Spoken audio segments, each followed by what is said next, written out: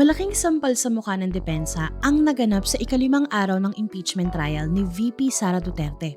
Matatanda ang ginamit ng kanyang mga abogado ang di umano'y Operation Romanov, isang assassination plot daw laban sa pamilya ng Duterte, para bigyang katwiran ang banta ng Vice Presidente na ipapapatay niya si President Marcos. Sabi pa ng defense, unconventional but justified daw ang banta dahil sa tindi ng takot ni VP Sara sa kwentong ito ng isang vlogger. Pero lumabas ang katotohanan sa pagharap ni NBI Regional Director Jeremy Lotok sa Senado. Diretsahang kinumpirma ng NBI na ang sinasabing Oplan Romanov na ibinuga ng vlogger na si Princess Maui ay walang katotohanan, hindi reliable at isang malaking fake news. Inimbita pa ng NBI ang vlogger para patunayan ang kanyang kwento. Pero ang tapang sa social media, biglang naglaho at biruin mo yun, hindi siya sumipot sa investigasyon. Ganyan pala ang kalidad ng ebidensya ng depensa. Galing sa kwentong barbero ng isang vlogger na takot namang humarap sa batas.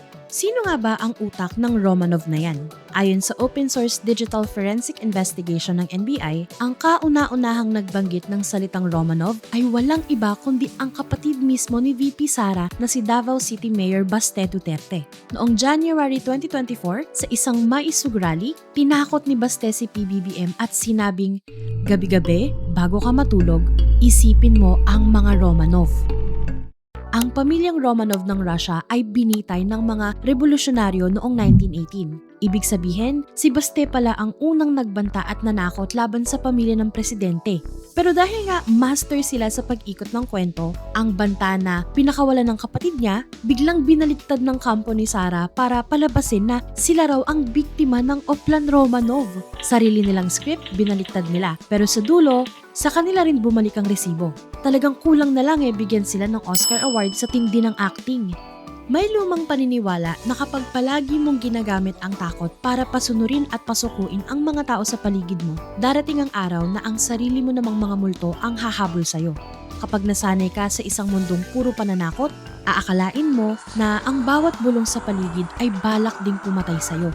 Ipinapaalala sa atin ng kaganapang ito na ang kasinungalingan, kahit anong pilit mong bihisan ng mga legal na paliwanag, ay nabubulok at sumisira sa sarili nitong istruktura. Sa huli, ang pagtatago sa likod ng mga gawa-gawang banta para lang makaligtas sa pananagutan ay hindi nagpapakita ng lakas. Pinatutunayan lang nito na ang pinakamatinding takot ng isang makapangyarihang tao ay ang makaharap ang katotohanang matagal na niyang tinatakasan. Just a simple message sa ato ang Pangulo. From now on, before you go to bed, think of the Romanovs